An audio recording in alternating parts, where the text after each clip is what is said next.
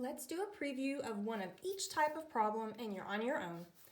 This is the first time we'll do less than half in one session together. Start with A.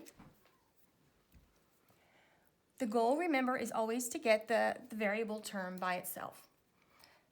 First the variable term and then just the variable. Ultimately, you want just the variable by itself.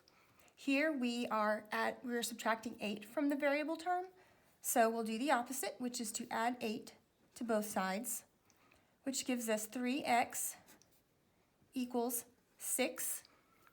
Now to isolate just the x, we'll undo the times 3 by dividing by 3.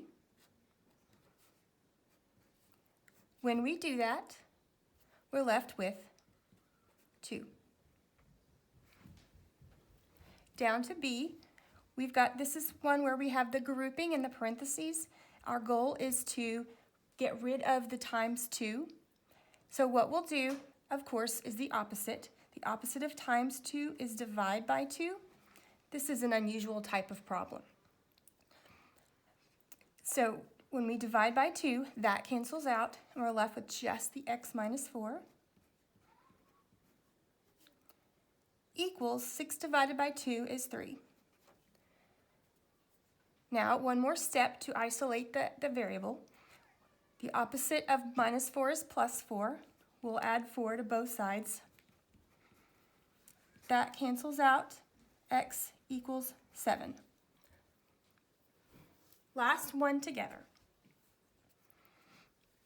28 divided by x. This is your term right here. This is your variable term. The first thing we need to do is isolate that whole term. To do that, we will get rid of the minus 4. So we'll add 4 to both sides. That leaves us with 28 divided by x equals 7. Now we have the variable on the bottom on this one, just like you'll have the variable on the bottom in C. The best thing to do right here, since you're dividing by the variable, you don't want the variable on the bottom.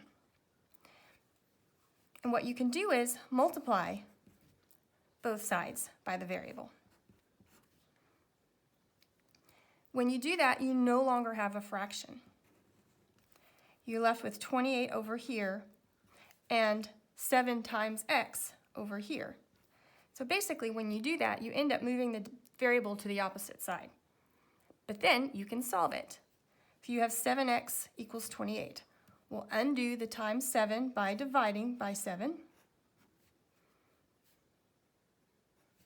And when we do, we're left with x equals 4. 4 equals x, or x equals 4. You may continue and do the rest on your own. I think you got it.